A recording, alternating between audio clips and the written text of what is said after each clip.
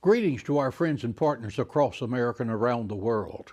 Our topic today is the choice between happiness and joy. The Bible reads in Psalm 16:11, "You will show me the path of life.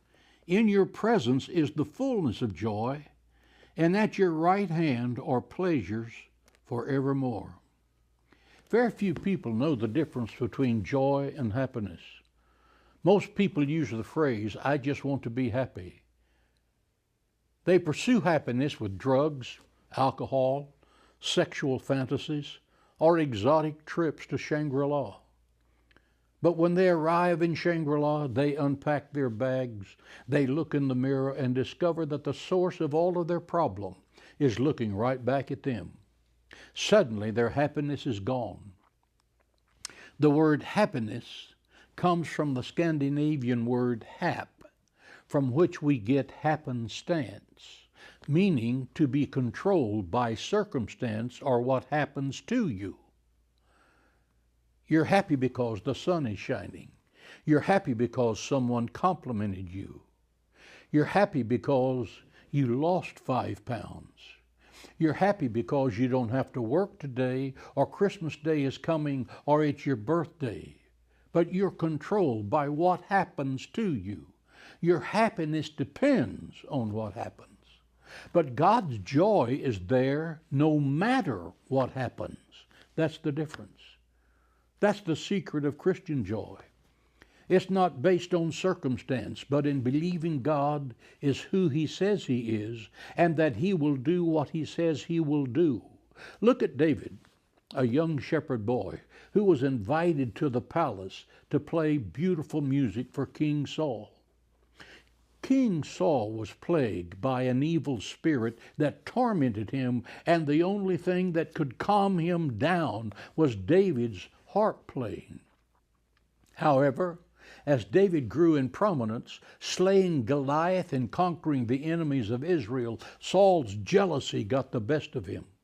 While David was playing his harp one afternoon for King Saul, Saul threw a javelin at David and tried to kill him. But David just kept on playing. Most musicians would have run in terror, but the circumstances didn't matter to David because his joy in the Lord kept the music coming. Your circumstances today may not be happy, but God's joy will keep the music coming. Listen again to the words of David. Rejoice in the Lord always.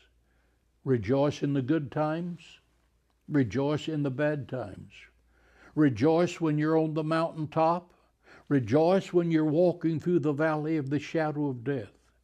St. Paul says it this way, rejoice in the Lord always. And again I say rejoice. Philippians 4:4.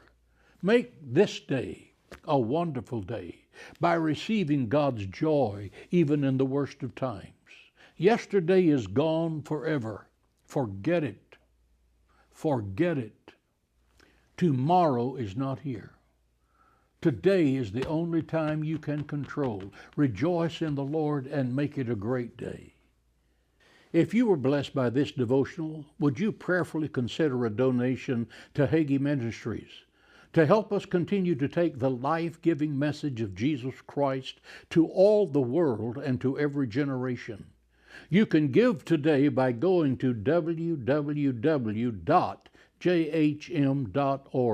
Again, that's www.jhm.org.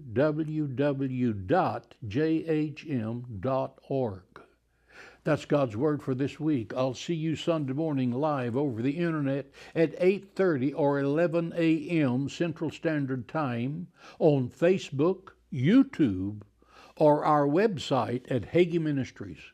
I'll see you Sunday morning.